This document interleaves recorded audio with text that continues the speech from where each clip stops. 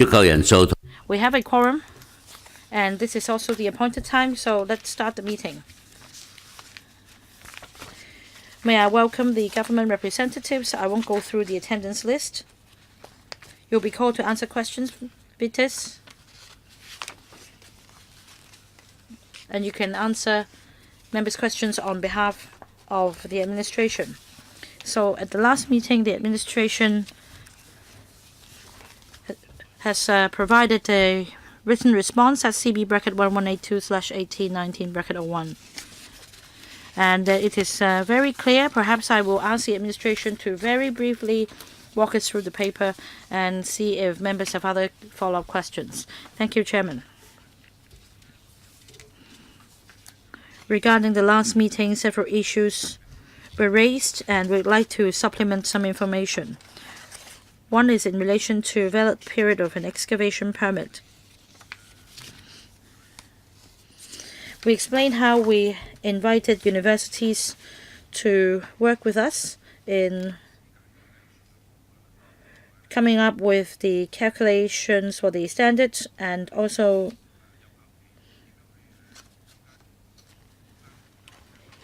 on improving the monitoring mechanism on the validity period. So on this point, we've provided supplementary information. The next question is on charging economic cost for the permit period. We referred to the calculation methods, and we also listened to members' views as to the possible impacts on business owners. And we referred to the time in 2003 and 2004 when the legislation was first enacted. The Bills Committee had some discussions, and we referred to these records. And also, refund available due to uncontrollable and unforeseen reasons. Last point, on common utility enclosures or common utility tunnels, CUT, we are in a course of conducting a study, and we have provided the timetable and the objectives of the study for members' reference. Thank you, Chairman. All right, members. Well, for the issues raised at the last meeting, I think in this paper, number 182, the administration has set a very clear reply. Yes, Anne? Well, last time I mentioned a request for a copy of the assessment report prepared by the university. Yes, we can give this report to Dr. Ann Chang for reference. Yes, please do give the subcommittee the report for members' reference. Yes, Anne? Last time I raised some questions.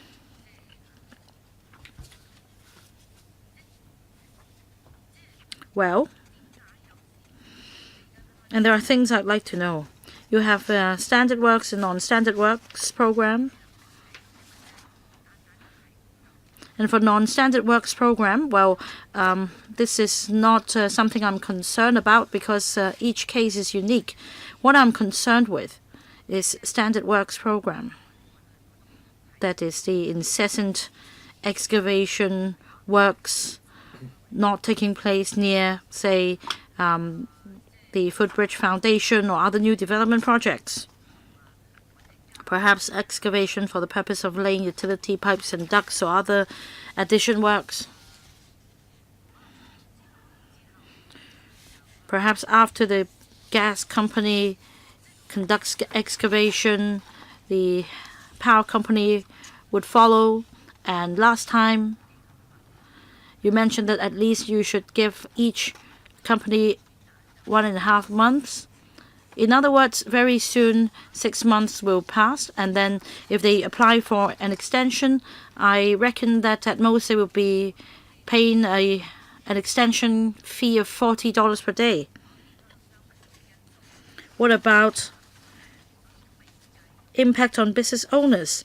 You mentioned that it is impossible to assess the impacts on business owners. So that will be it. $40 per day. So even for 10 days, it means just a dinner bill, $400. So Dr. Chang would like to follow up on the question raised last time. Well, they've already given you a reply. Well, I'm not happy with the answer. And Chairman, in this paper, I'm afraid they have not elucidated the point. Can you give her some more information?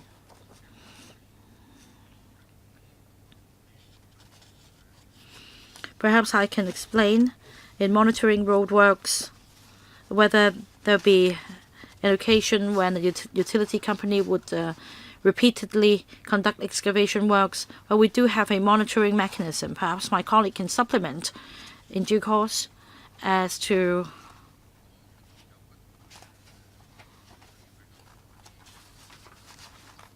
works being carried out by various utility companies on the same section of the road, how we could make better coordination and communication. Again, there is an established mechanism. Perhaps I can invite Assistant Director of Highways Department, Mr. Ho, to supplement.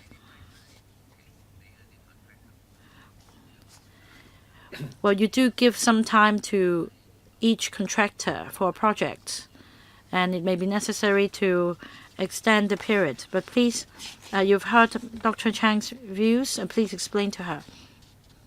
Thank you, Chairman. When an excavation permit is granted, if we know that a company would like to carry out excavation works at a location, we'll first request that coordination be done. For example, just 30 meters in front of and at the back of the section in question, whether there are other works being carried out or being considered, and then we'll ask for coordination so that they could join hands in carrying out road works at that section to minimize nuisance to the public. If it cannot be done, then we do request that they coordinate the programs. For example, after one company conducts excavation works, there should be some lead time before another company starts their works. So let's say if excavation is completed by one company, and if another company then applies for excavation works to be carried out at the same location, we will require a time gap of 3 to 6 months to avoid repeated excavation works on the same section of the road and nuisance costs to the public. And Chairman,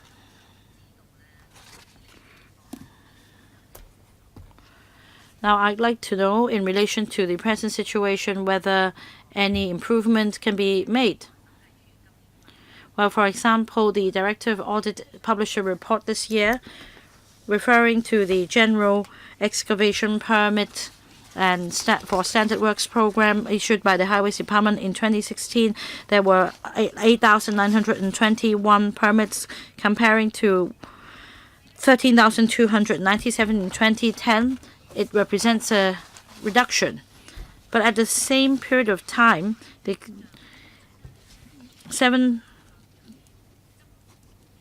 for extension of permit periods, the number rose by 78% from 727 to 1,293.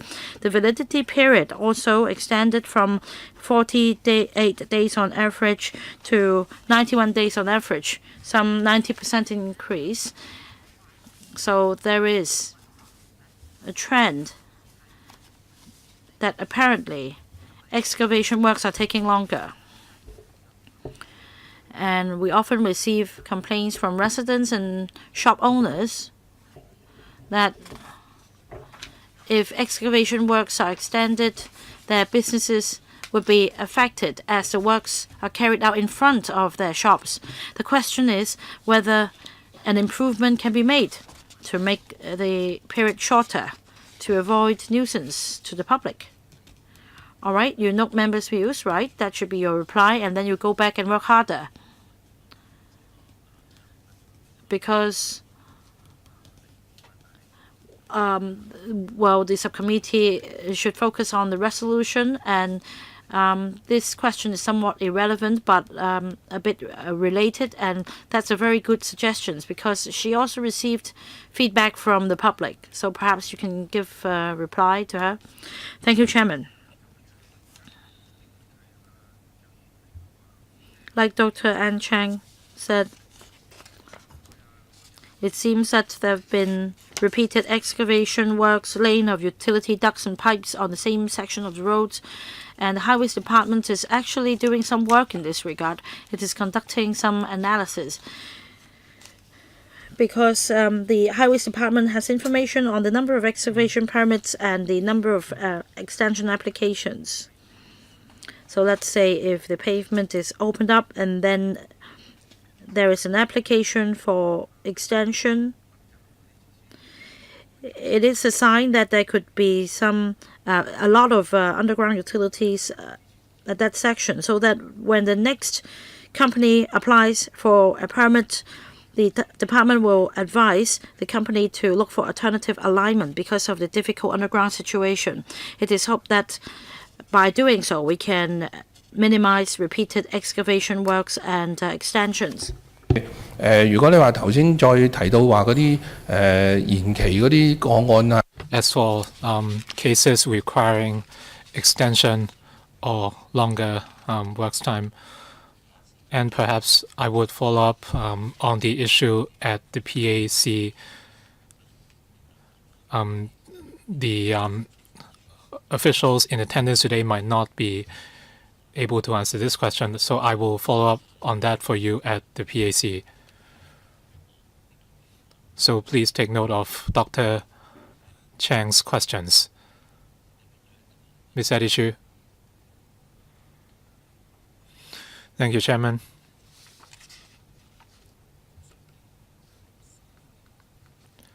I'd like to ask about the rise in charges. Some, according to the audit report, as of July, after the excavations, if the quality of the works are substandard, then notices would be served. According to the figures in the report, as of July 2017 or December 2017, of the 6,700 odd cases, 2,580 cases are yet to be rectified.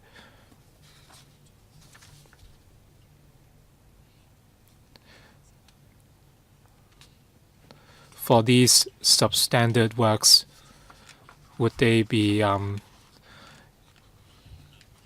included or counted in the extension period? Principal Assistant Secretary.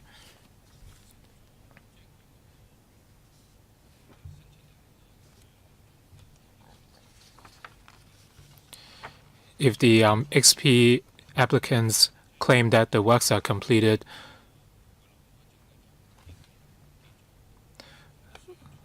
the XPs would be concluded, and for further road excavation works, further applications are needed. Are you certain about this answer? Perhaps I would defer to the Highways Department.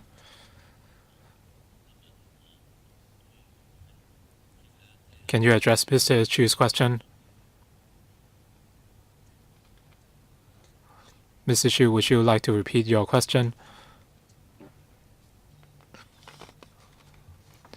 For certain substantial works, a rectification notice would be served, and according to the Development Bureau, the rectification would not be counted towards the extension period, and if further excavation is needed, another application must be made.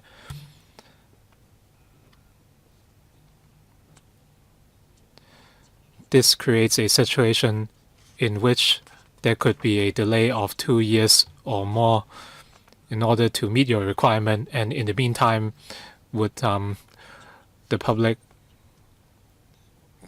be affected? And if so, why? What was the justification in your approach?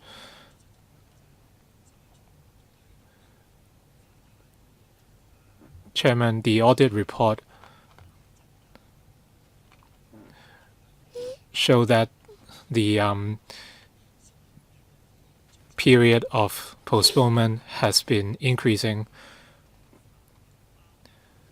So would the certificate of completion or satisfaction be counted in the extension period? And would notices be served if the works are still substandard? Who can answer this question?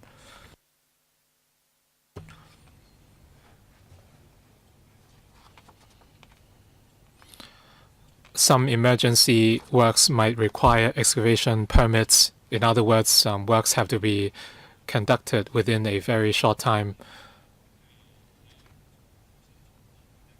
And in some cases, there could be subsidence at the roads or pavements, and sometimes the works delineation might not be very clear. We can follow up on the relevant PAC report.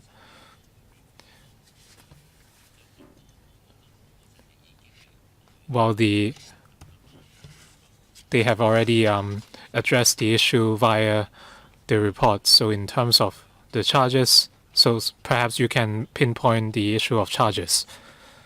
So perhaps I would narrow the scope of the question. In your written reply, you said you would not consider the impacts on shop owners or pedestrians in your assessment. So in terms of the certificate of completion or satisfaction,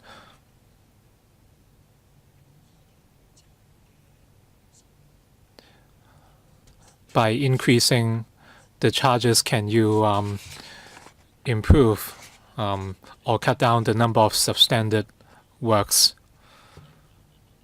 So first of all, you would not consider the impacts on shop owners. As for the certificate of satisfaction, they reflect the quality of the works. I think you should explain or offer an answer in this manner. As for the charges,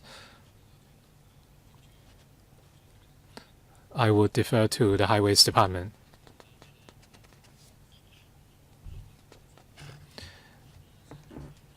Every time an excavation is completed, the contractor would repave the section of road involved, and that section would be reopened to the public as soon as possible. If we introduce an extra step of inspection,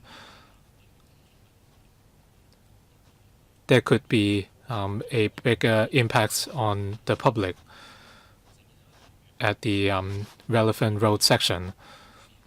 For example, when backfilling is completed, the road section would be reopened to the public, and the process of the XP would be completed, and after that, we would arrange for inspection.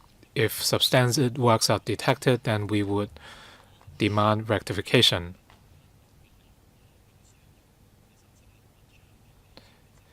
In that case, usually another XP is required. So you might not be happy with the answer, but that is the case. If rectification is needed, then further excavation is needed. Well, I understand that another excavation might not be needed, but in case the paving works are substandard, for example, if the sections are bumpy, well, perhaps we can ask for further information later. But can you ask your second question first? I have no further question.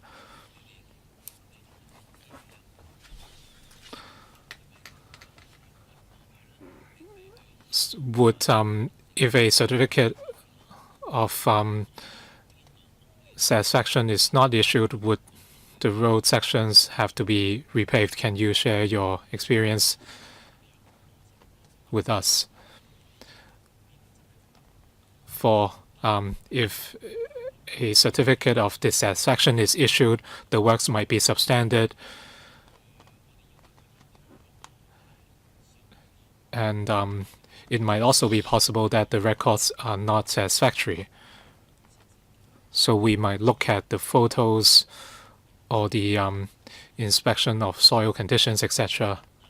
So these are all possible factors. If you have further questions, perhaps you can raise them later. I have no further question. Dr. An Chang.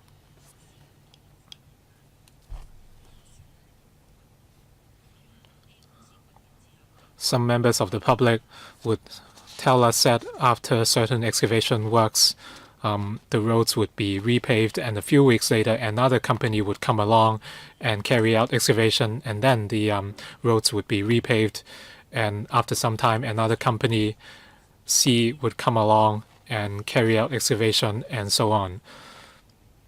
So apparently the rules are set by the government. So is this really the case? So are there any more environmentally friendly approaches or methods? Principal Assistant Secretary, last time you said that at certain new areas there are culverts, but at older districts such as West Kowloon and Sham Shui Po, there are new residential developments. Perhaps you can offer an answer in this manner.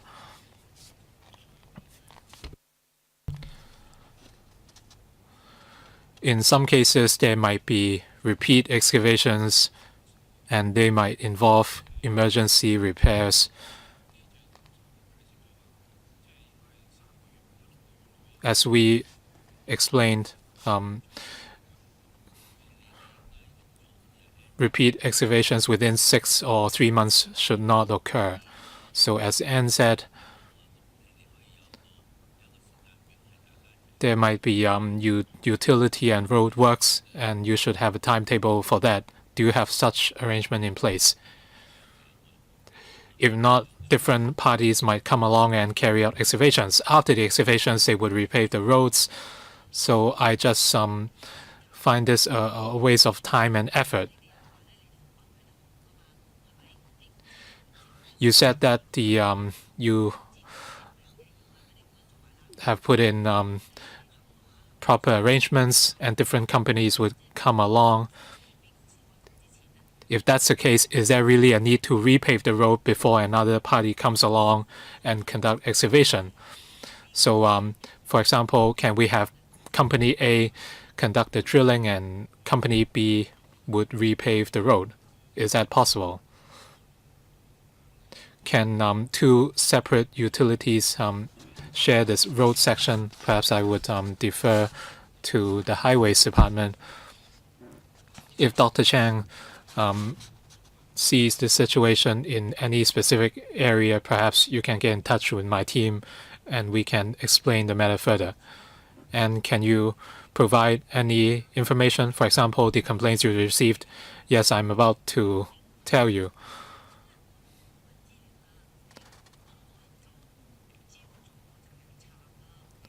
This morning, I did some research, and according to the TD, there are a few locations with ongoing road works, and this is reflected in the app as well. But as we know, there are more than 6 such locations. The Transport Department spent more than $1 million to develop this app. So can we have a more sophisticated approach? In terms of the road excavation works, the public should know what is going on.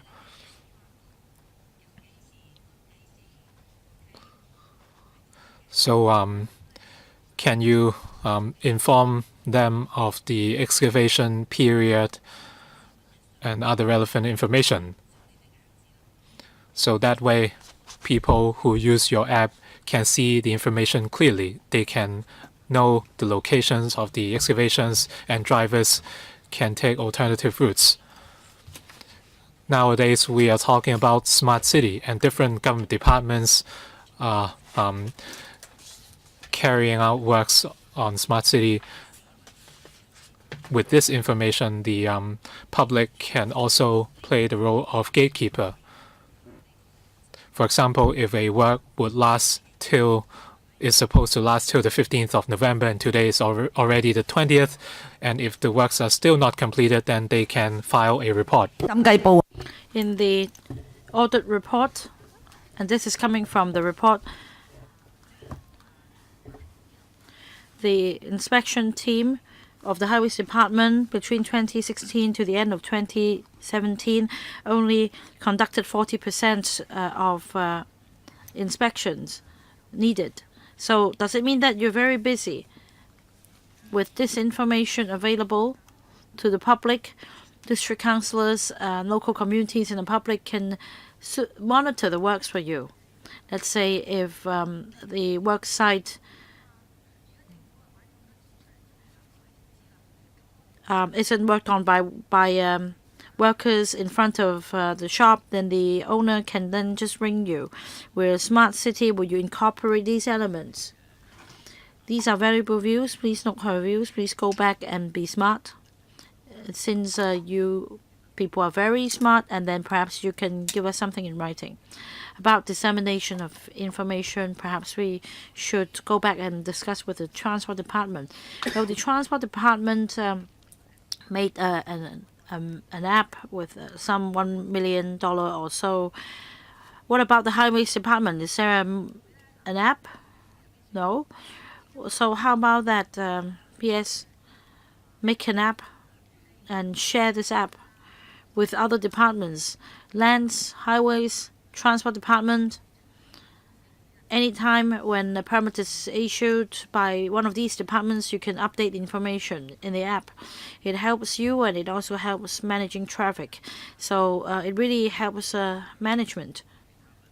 So, and no other questions? No, Chairman, I have a question. As you mentioned just now,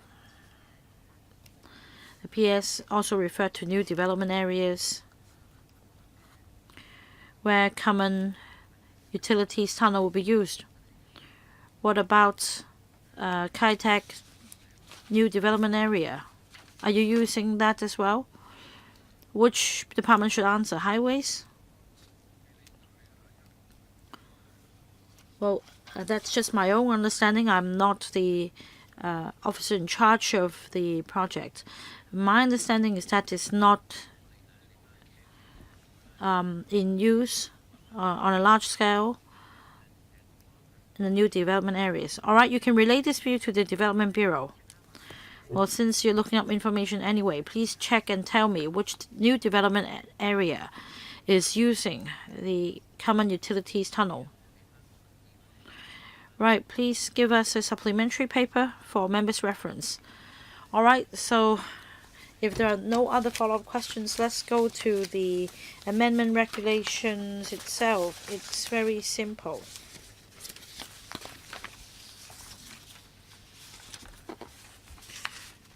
So please go through the four parts regarding the fees and costs.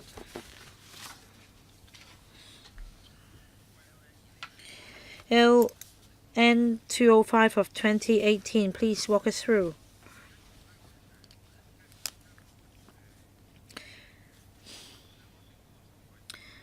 Item 1. About the fee for an excavation permit. The original fee is $2,050 plus a daily fee of $35. Well, please just read through each provision one by one. We have a lot of time. Let's start with commencement. Let's make it clear. I want to speed it up as well, but not that fast. Regarding the commencement date, we recommend that it takes effect on the 28th of December 2018, and then Part 2, Land Miscellaneous Provisions Regulations. That is Cap 28 Subsidiary Legislation A. It will be amended. And Schedule 3 will be amended. Alright, Schedule 3, Fees, Part 1. To delete all the text in column 3.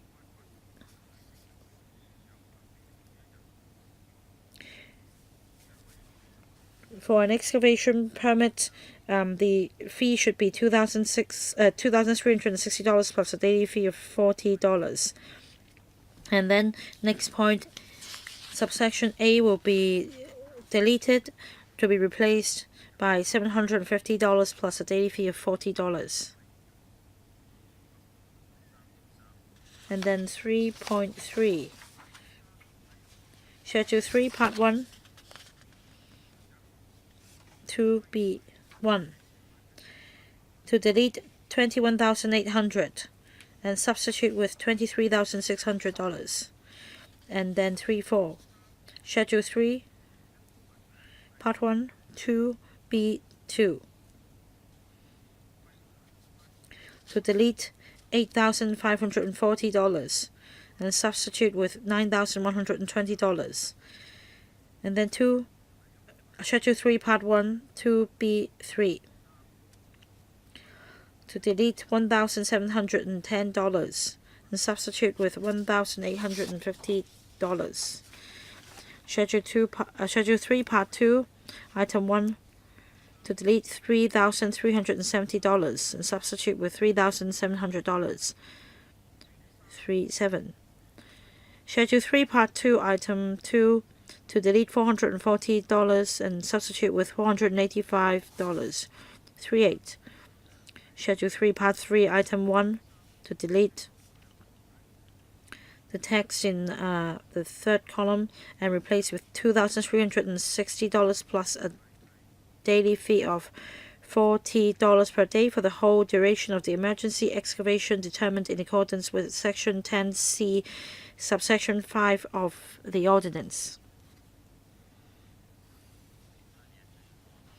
Is there anything else you wish to add?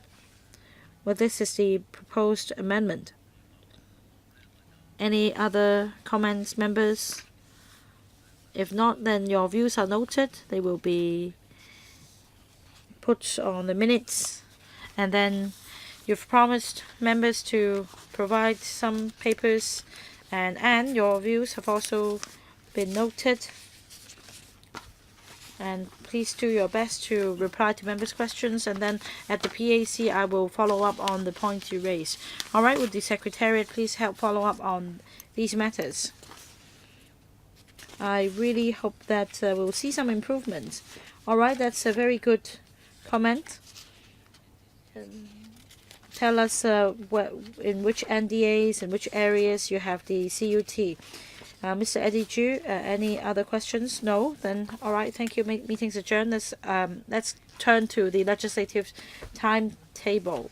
This Wednesday at the council meeting, the scrutiny period is the 9th of January, right? The HC will receive a report on the 14th of December. Thank you. Thank you, everyone. Please remember to reply to the comments made by Anne Chang. It's really wise. Right, it's a smart city.